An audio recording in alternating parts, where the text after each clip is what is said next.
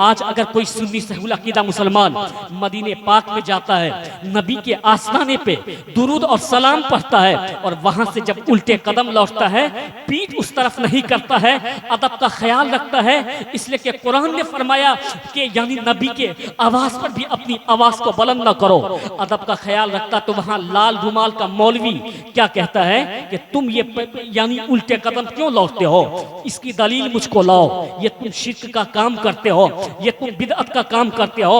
आज जितने लोग मीडिया चलाते हैं और अखबार से जुड़े हुए हैं, उन लोगों से मैं कहना चाहता हूं कि आप उन यानी वहाबियों से पूछिए कि तुमने रोजे नबी से उल्टे कदम लौटने वाले आशिक को तुमने ये कह दिया कि तुम इसकी दलील दो।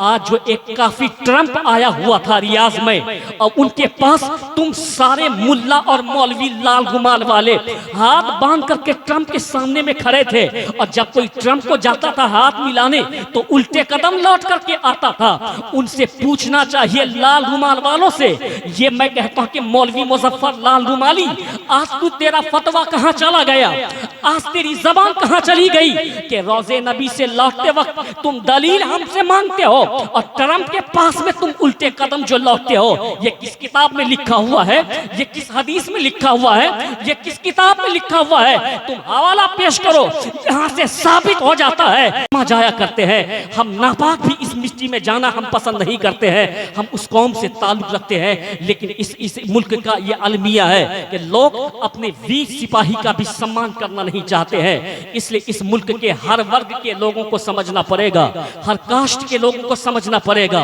कि इस मुल्क में इनकलाब कैसे आए, कैसे लोगों को उन्होंने गद्दी देने का काम किया, कैसे लोगों को उन्होंने इक्तिदार देने का काम किया, जिसने नफरत की बात लोगों तक फैलाई थी। बल्कि मुसलमानों ने 100 साल पहले से कहा है कि मजहब नहीं सिखाता आपस में बैर रखना, हिंदी है हम, वतन है हिंदुस्तान हमारा, सारे जहां से अच्छा हिंदुस्तान हमारा, हम बुलबुले हैं इसकी ये गुलसिता हमारा। ये पैगाम मुसलमानों ने हमको अता फरमाया है। चलते चलते एक बात मैं आपको कहना चाहता हूं, आप सरकारी मदीना कॉन्फ्रेंस में बैठे हैं, आप अगर अपने नबी से मोहब्बत करते हैं तो यहां से वादा करके आप उठें कि हम अपनी शरीयत पे अमल करके देखेंगे। अल्लाह की कसम, अगर इनकलाब आप चाहते हैं तो अपनी शरीयत मुस्तफ़ा की शरीयत पर और शरीयत पे अमल करके आप देखें। आप अपने समाज का मुहासबा करें कि हम इस्लाम के मानने वाले, इस्लाम का कलमा पढ़ने वाला, हमारे कितने जवान हैं जो कि नमाज नहीं पढ़ते, हमारे कितने बड़े हैं जो कि शराब में लखपत रहते हैं, जबकि इस्लाम ने शराब को हराम करार दिया। ये शराब जिससे कि अल्लाह उसके रसूल नाराज होते ही हैं, लानत उनके ऊपर बरसती है। अगर कोई 500 रुपए कमाता हो दिन, वो अगर 300 रुपए का शराब पी जाता हो तो वो अपने घर बार का काम कैसे चलाएगा, अपने बच्चों को एक अच्छी तालीम कैसे देगा, वो अपनी बीवी को अच्छा खाना कैसे खिलाएगा, वो अपने माँ बाप की इज्जत कैसे करेगा। इस बात पे हमको गौर करना है कि शराब जिसको हमारे मजहब ने हराम करार दिया था, वो हराम है और हराम ही रहेगा, उसके करीब हमको नहीं जाना है। इसलिए अपने मजहब पे अमल करके देखें, मजहब पे अमल करेंगे, अल्लाह की कसम, अल्लाह तो आज भी चाहता है कि आपको बादशाह बना दे, अल्लाह तो आज भी चाहता है कि आपको इज्जत दे दी जाए, अल्लाह तो आज भी चाहता है कि मुसलमानों को मैं इक्तिदार दे दूं। लेकिन मुसलमान कहां इक्तिदार लेना चाहता है, मुसलमान तो दूसरों की गुलामी करना पसंद करता है। ये सऊदिया के रियाल पे पलने वाले ये लोग मुसलमान ही नहीं है। आला हजरत ने 900 साल पहले कहा था ये मुसलमान नहीं है। सूना जंगल रात अंधेरी, छाई पतली काली है, सोने वाले जागते रहियो, चोरों की रखवाली है। मैं ये कहना चाहता हूं कि अगर कोई आज मदीना शरीफ चले जाए, ये तो मेरा अकीदा ही है, ईमान भी है कि हमारी मिजाल कि हम सरकार दो आलम के रोज़े अनवर की तरफ अपनी पीठ करें, ये हमारी मिजाल नहीं हो सकती है। वो शहंशाह का दरबार है, वो ऐसे शहंशाह का दरबार जहां जिब्रील भी आकर के सलामी देते हैं। आप बेस को कम कर दें ताकि आवाज न खींचने पाए। वो शहंशाह का दरबार जहां जिब्रील आकर के सलामी देते हैं, जहां 70,000 फरिश्ता सुबह के वक्त में आके सलामी पेश करता है, जहां 70,000 फरिश्ता शाम के वक्त में आके सलामी पेश करता है, वो शहंशाह मदीना का दरबार है। वो तो बड़े हैं, बल्कि हमारा अकीदा तो ये है कि हम एक बुजुर्ग के आस्थाने पे भी जब भी जाते हैं तो चप्पलें दूर ही खोल डालते हैं, और जब वहां से वापिस आते तो हम पीठ उस बुजुर्ग के आस्थाने की तरफ करना अपने लिए बेअदबी समझते हैं। लेकिन आज अगर कोई सुन्नी सहीहुल अकीदा मुसलमान मदीने पाक में जाता है, नबी के आस्थाने पे दुरूद और सलाम पढ़ता है और वहां से जब उल्टे कदम लौटता है, पीठ उस तरफ नहीं करता है, अदब का ख्याल रखता है, इसलिए कि कुरान ने फरमाया कि यानी नबी के आवाज पर भी अपनी आवाज को बुलंद न करो, अदब का ख्याल रखता। तो वहां लाल रुमाल का मौलवी क्या कहता है कि तुम ये यानी उल्टे कदम क्यों लौटते हो, इसकी दलील मुझको लाओ, ये तुम शिर्क का काम करते हो, ये तुम बिदअत का काम करते हो। आज जितने लोग मीडिया चलाते हैं और अखबार से जुड़े हुए हैं, उन लोगों से मैं कहना चाहता हूं कि आप उन यानी वहाबियों से पूछिए कि तुमने रोजे नबी से उल्टे कदम लौटने वाले आशिक को तुमने ये कह दिया कि तुम इसकी दलील दो। आज जो एक काफी ट्रंप आया हुआ था रियाज में, और उनके पास तुम सारे मुल्ला और मौलवी लाल रुमाल वाले हाथ बांध करके ट्रंप के सामने में खड़े थे, और जब कोई ट्रंप को जाता था हाथ मिलाने तो उल्टे कदम लौट करके आता था। उनसे पूछना चाहिए लाल रुमाल वालों से, ये मैं कहता हूं कि मौलवी मुजफ्फर लाल रुमाली, आज तू तेरा फतवा कहां चला गया, आज तेरी जबान कहां चली गई कि रोजे नबी से लौटते वक्त तुम दलील हमसे मांगते हो, और ट्रंप के पास में तुम उल्टे कदम जो लौटते हो, ये किस किताब में लिखा हुआ है, ये किस हदीस में लिखा हुआ है, ये किस किताब में लिखा हुआ है, तुम हवाला पेश करो। यहां से साबित हो जाता है कि तुम सारे वहाबी, तो तुम सारे वहाबी यानी नसरानी और यहूदियों की गुलामी करते हो। हम आशिक आला हज़रत की ज़बानी कहते हैं, उन्हें जाना, उन्हें माना, न रखा गैर से काम, लिल्लाहिल हम्द में दुनिया से मुसलमान गया। तो तुम लोगों को ट्रंप की गुलामी मुबारक हो, हमें आमना लाल की यानी गुलामी मुबारक हो।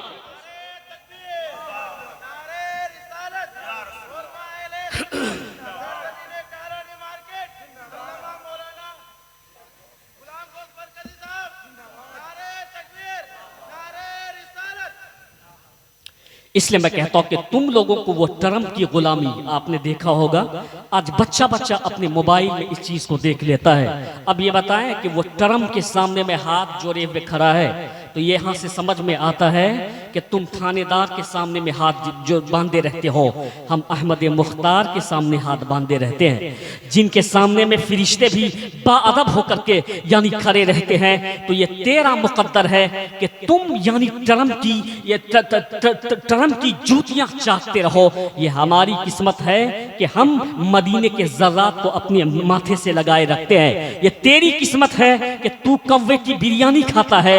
ये हमारी किस्मत है कि हम गौसे आजम का मुर्गा खाया करते हैं। ये किस्मत की बात है। ये तेरी किस्मत है कि तू कव्वे की बिरयानी खाता फिरता है।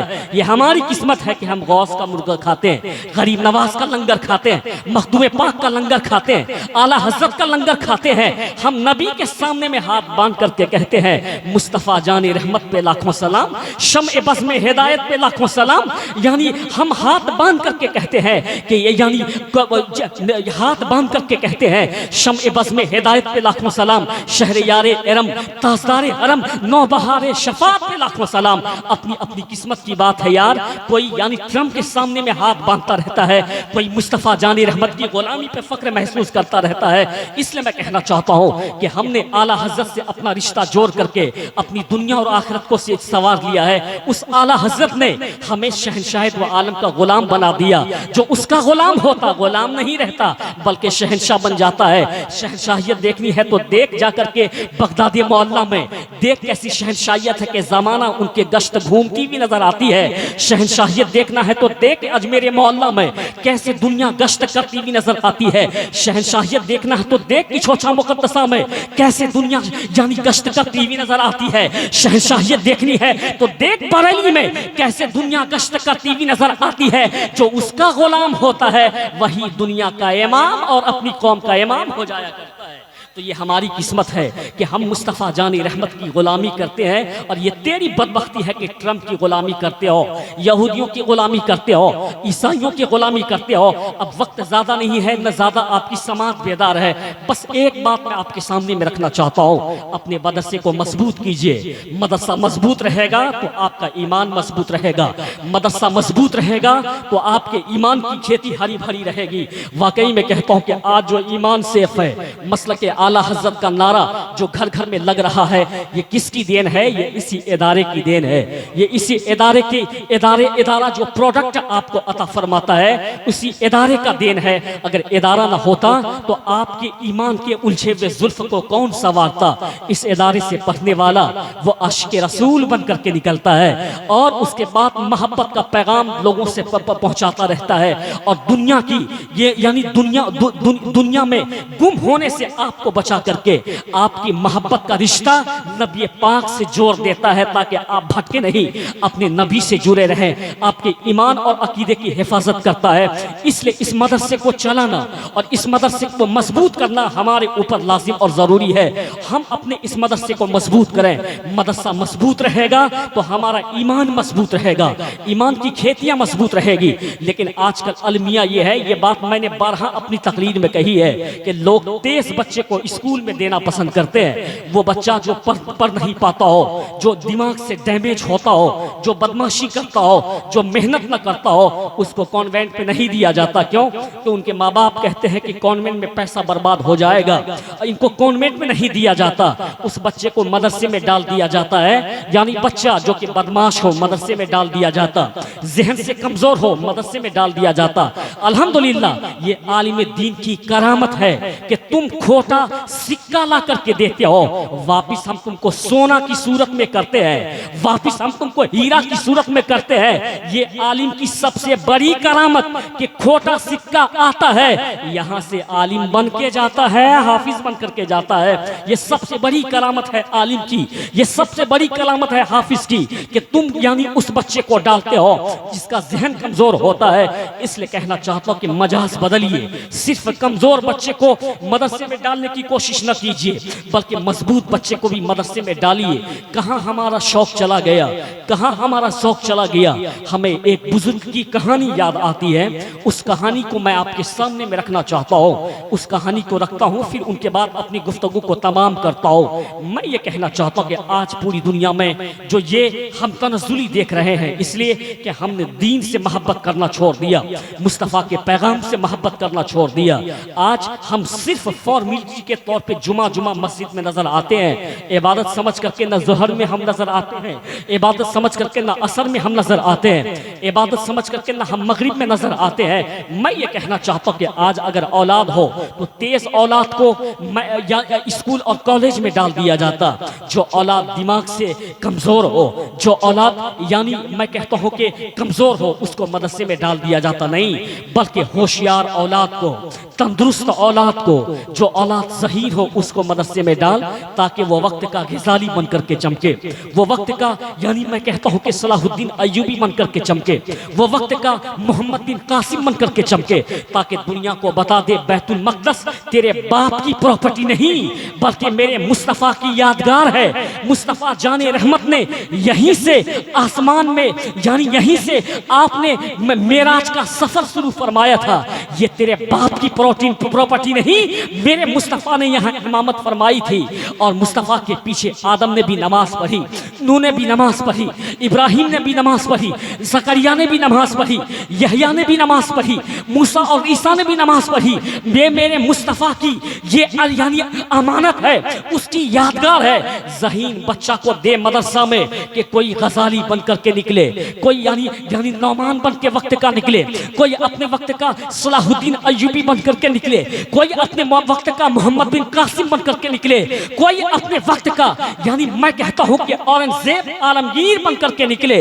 इसलिए ज़हीन बच्चे को मदरसे में देने की कोशिश करें। कहाँ हमारा शौक चला गया, कैसे वो दिन थे।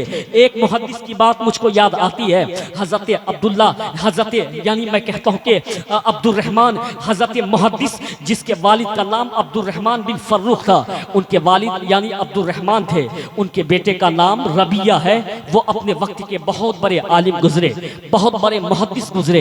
वो मदीना में रह करके सरकार के मदीना में जिसके दरो दीवार से खुशबू आती है, उस मदीना में, सरकार के उस मदीना में जहाँ रहमत की बारिश होती है, सरकार के उस मदीना में जहाँ पे के रहमतों की शामियाने लगे हैं, उस मदीना में बैठ करके हुजूर की हदीस लोगों को सिखाना, उस मदीना में बैठ करके सरकार की हदीस का दर्स देना।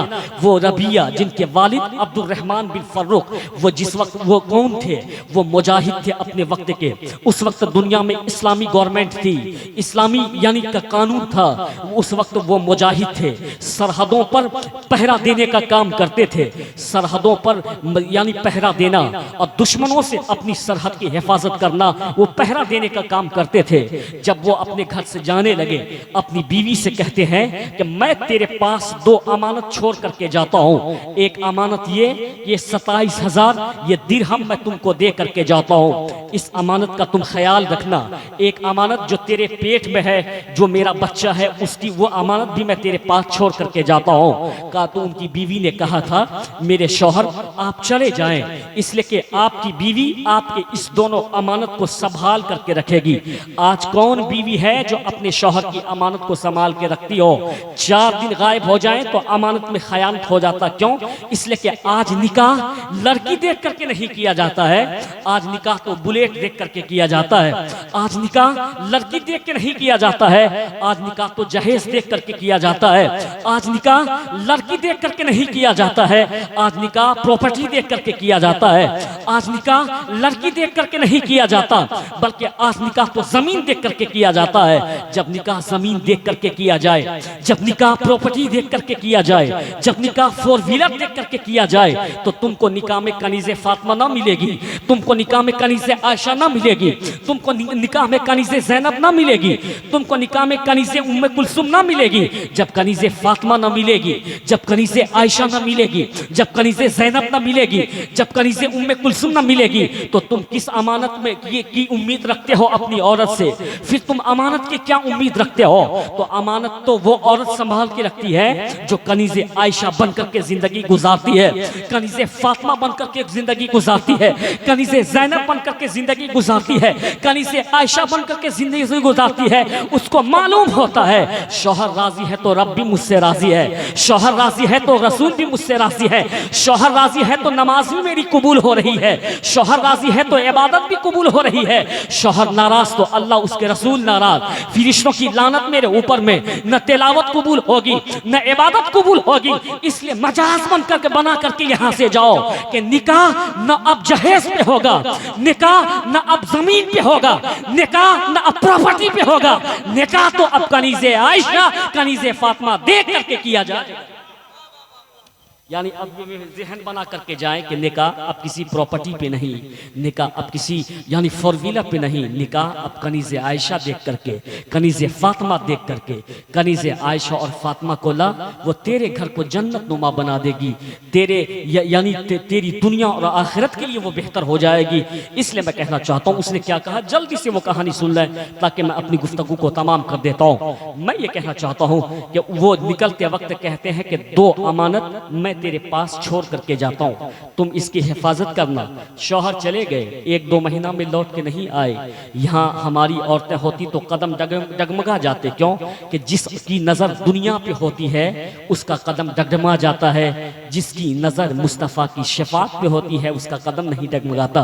जिसकी नज़र दुनिया के आराम पे होती है उसका कदम डगमगा जाता है, जिसकी नज़र जन्नत पे होती है उसका कदम नहीं डगमगाता है, जिसकी नज़र दुनिया के महल पे होती है उसका कदम डगमगा जाता है, जिसकी नज़र जन्नत के महल पे होती है उसका कदम नहीं डगमगाता। इसलिए वो चले गए तो सिर्फ 27 दिन बाद लौट कर नहीं आए, साल में लौट कर नहीं आए, 27 साल तक के लिए उनके शौहर चले गए, सरहद पर इस्लाम की सरहद की हिफाजत करने लगे, वहाँ पहरा देने लगे। 27 साल के बाद जब उनको फुर्सत मिली, उनको जब छुट्टी मिली, वो अपने घर की तरफ लौट करके आने लगे, मदीना में दाखिल हुए। ये कहानी हर बाप सुन ले, हर माँ सुन ले, सिर्फ पैसे की बात नहीं, आलिम बनाना बेटे को कितना बड़ा काम है, कितने बड़े फख्र की बात है। ये सारी दौलत है तो दुनिया में रह जाएगी, लेकिन कल मैदान क़यामत में आलिम और हाफिज के वालिदैन के सर पर नूरानी ताज रखा जाएगा और जिसकी वजह से कई लोगों को बख्शिश का परवाना दिया जाएगा। जब वो मदीना में दाखिल हुए तो देखा कि मस्जिद मस्जिद में एक नौजवान आलिम बैठे हुए हैं और उनके चारों तरफ उम्र दराज आलिम बैठे हुए हैं। वो नौजवान आलिम मसनद पे बैठा हुआ है, गद्दी पे बैठा हुआ है, सारे लोग उसके नीचे बैठे हुए हैं। वो मुस्तफ़ा की हदीस सुना रहा है, मुस्तफ़ा की हदीस पढ़ा रहा है। वो सामने वाले सारे लोग हुजूर की हदीस को लिख रहे हैं, उसको नोट कर रहे हैं। अब ये 27 साल के बाद मदीना आया था, रुक करके मस्जिद में वो सारी चीजें देखने लगा।